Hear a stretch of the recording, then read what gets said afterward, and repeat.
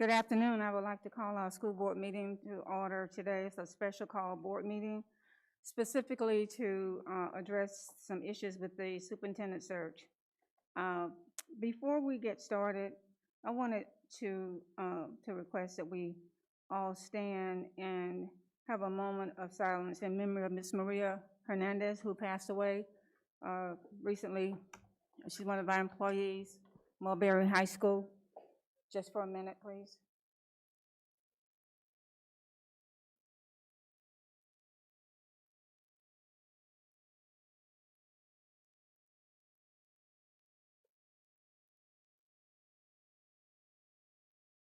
Thank you.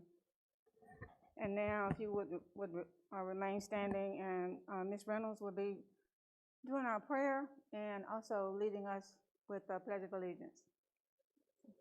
Prayer first. Okay. Lord, thank you for bringing us here today, healthily and safely. We live in a fallen world, and while we may not understand all that is going on around us, we can rest in knowing that you are in control and that you have called us for such a time as this. Help us to shed your light in our words and deeds. Please guide our thoughts, our words, our decisions as we serve our community. We pray that you keep our community healthy and safe as we go about our days, and help us to show grace to one another. In your name we pray, amen. Amen. I pledge allegiance to the flag of the United States of America and to the republic for which it stands, one nation, under God, indivisible, with liberty and justice for all. Thank you. You may be seated. Thank you, Ms. Reynolds. And the first item on our agenda is to accept today's agenda. So if I can have a motion, please. Move approval. Second. It's been moved and seconded that we accept today's agenda. Is there any discussion? If none, all of those in favor signify by saying aye. Aye. Aye. Any opposed? Motion carries. We have any speakers who would like to address the item that's on the agenda for today? All right, as I said earlier, we only have one item on the agenda, which is specifically two items concerning the superintendent search. One of the items is to appoint members of the Citizen Screening Committee. We were all given an opportunity to submit names of persons that we thought would serve well on this screening committee. And then we have to approve the rules of procedures, how they will conduct themselves while they are helping us to go through this process. So those are the two items, and we need just one motion for both of those. So if somebody can do a motion, please. So moved. Second. It's been moved and seconded that we approve the appointment of the members of the Citizen Screening Committee, and the ones that are listed on the draft paper that we have will become formal and will be a part of our records, and then approve the rules of procedures. Is there any discussion? If no discussion, all those in, oh, yes, ma'am. Sorry, I just wanted to point out that we were given an updated list today that I think the one on the website still doesn't have Marcus Wright's name on. So just for those watching at home, Marcus Wright has been added. So Marcus' name is not on the one on the attachment? It was not on the one that was attached. Okay, at so least we as need to of just make sure that we add that. an hour Ms. ago. Susan, please. So Okay, with that addition, all those in favor signify by saying aye. aye.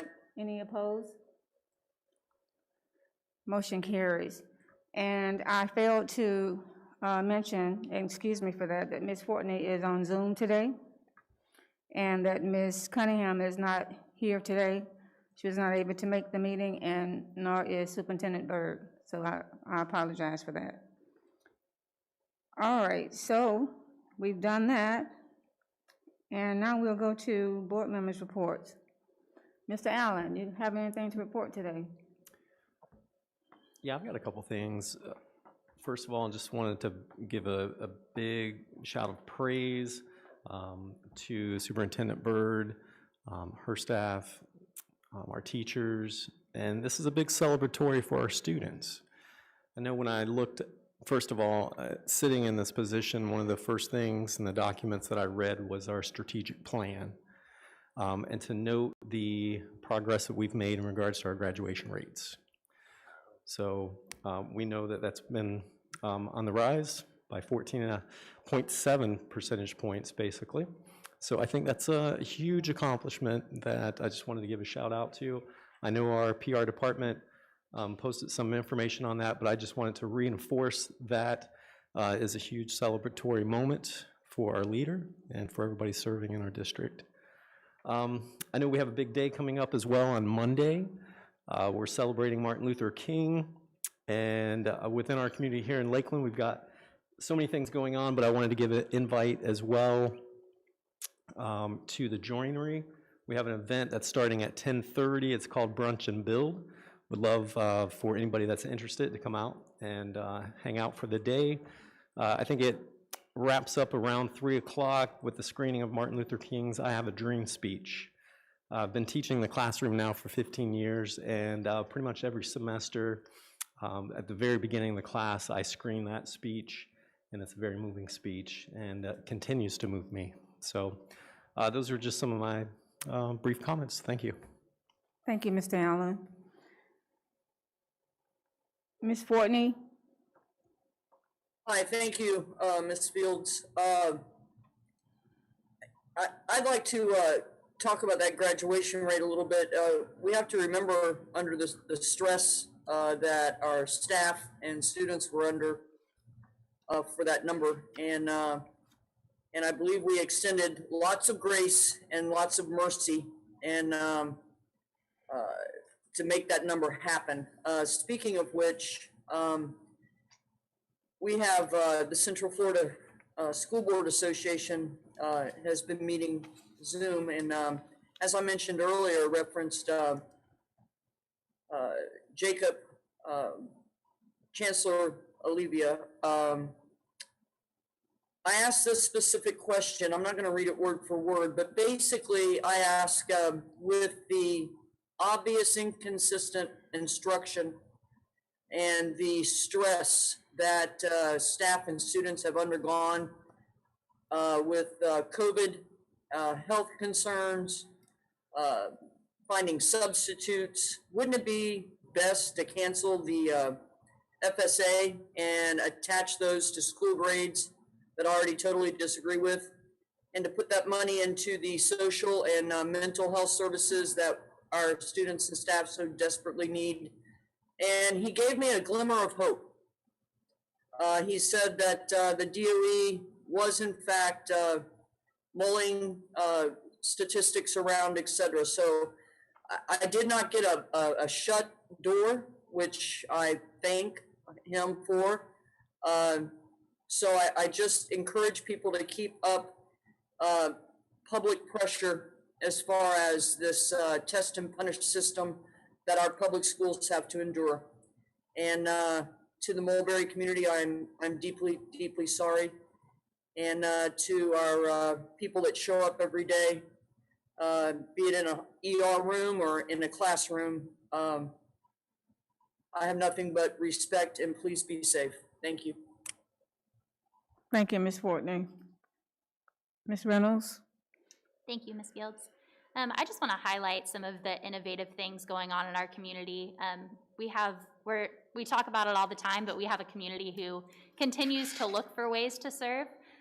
One of those groups is Polk Vision, who's partnering with the school district and some other organizations to not only tackle the digital divide, but also to tackle food insecurities and teaching our kids how to eat healthy and stay fit. So they have a pilot program that is getting ready to launch. It will be the last 3 weeks in February, I believe, starting at Crystal Lake and Inwood, but targeting parents that may not understand how to check their child's grades or how to log into a Zoom call or even how to turn on a computer, making sure that they can go step by step with those parents, and this is how you turn it on, this is how you open your email, this is how you email your child's teacher, this is where you go to check the grades, and making sure that we can really get to the root of the problem, not just hand them a device and say, okay, go figure it out. making sure that they have access to all of those resources, but also realizing that childcare is an issue when we invite parents to come do things, and making sure that there's an opportunity not just to have babysitters there for their kids, but fun activities that are going to remind their students that, okay, you need to be eating healthy. We need to be exercising, which exercising isn't necessarily running a mile. It may be playing a game, and things like that. So I just want to say thank you to Polk Vision for bringing it to the district and asking not, this is how we're going to help, but okay, how can we help? Where are your issues? And really working with our partners.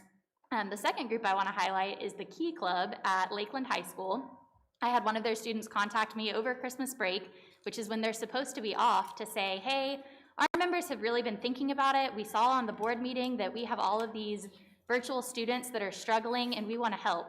Do you know of any virtual tutoring programs that we can get involved in and volunteer to virtually tutor some of these e-learning students after school? So they're linking up with the PEP Tutoring Center and Learning Resource Center to be able to try and help the issue, as opposed to saying, you know, it's there, we're not going to worry about it. But I just was so proud of them for over their Christmas break saying, we're going to make a difference and we're not going to take the time off, we're going to try and help. So I just want to highlight those two groups this week, and that concludes my report. Thank you. Mr. Wilson? Thank you, Ms. Fields. Again, in the work session today, we received our report on our internal funds, and it was another exceptional audit. And you know, I think oftentimes folks don't really understand what that means, but it means that our credit rating is higher, that we pay less interest on our debt, which means we can use those funds for a lot of different things, including technology in our classroom. And you know, when a school district is struggling with their financial situation, with their financial position, with their audits, it creates doubt in the community. It creates doubt at the state level with the DOE. And having the exceptional audits that we've enjoyed for the past few years, I think is a real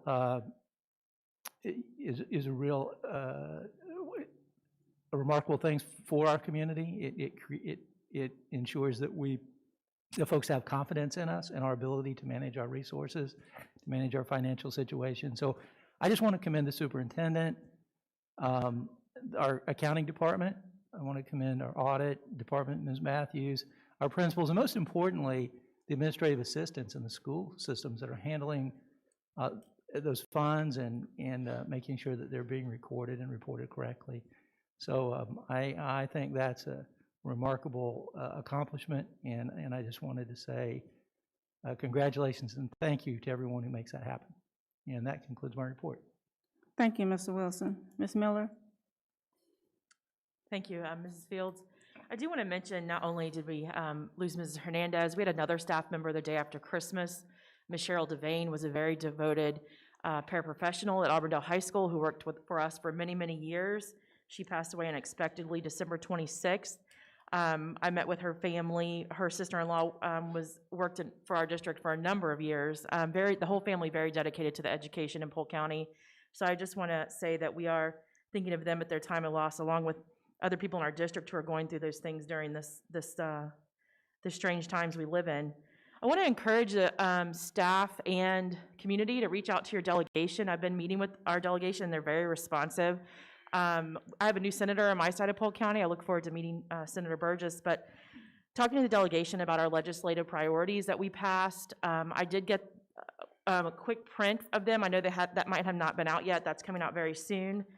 So you can share that with the community members, along with our delegation, and even people that you work with that are outside of education that understand what it means to us, that if we give that test, that it is a benchmark and not used like we have in the past on schools and students who have been in the middle of a crisis and pandemic. So that's one of our top legislative priorities. So I just want to make sure people are sharing the story and sharing their stories, what it looks like to have a child with a disability in the middle of a pandemic trying to get support services.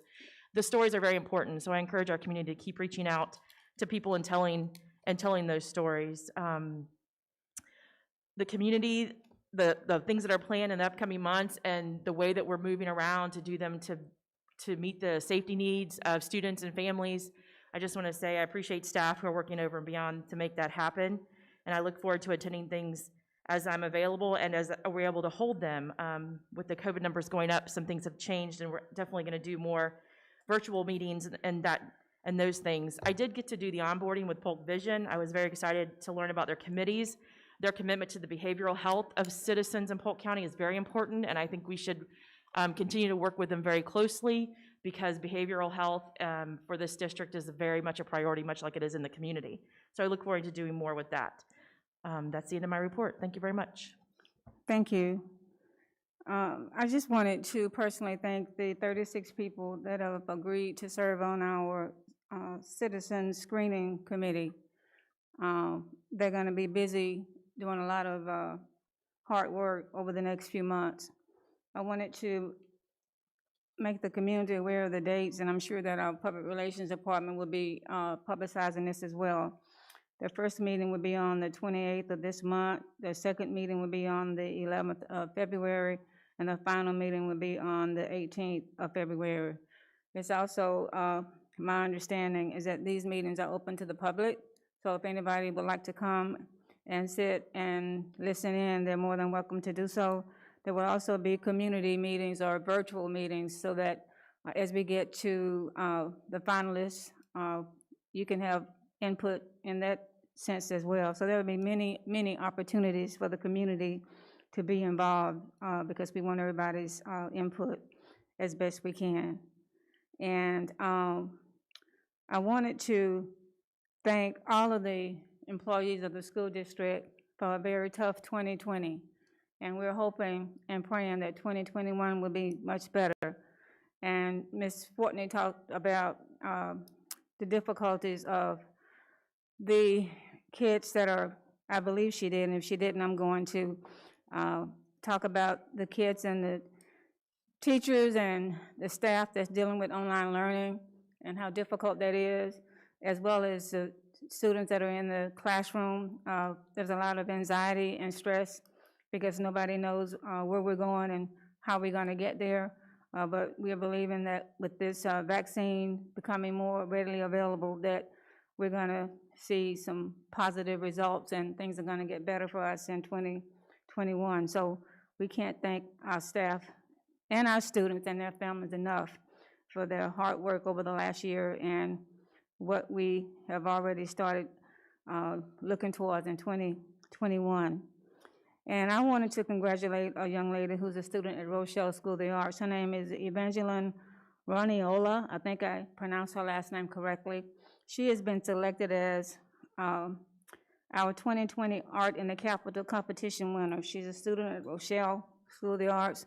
And what this means is that her artwork will be on display in the Capitol during the legislative session. So we are very proud of her, and her mother has agreed to allow her artwork to be on display. So congratulations, Evangeline, we're very proud of you. And I don't think that I have anything else, and if no one else does, we will now allow anyone that would like to come up and have comments from the audience. You have 3 minutes if you would like to come. All right, everybody's good. So our next board meeting is January the 28th, I believe. 26th. January the 26th is 12:30 is our work session, and 5 o'clock is our board meeting. And if there is nothing else, this meeting is adjourned.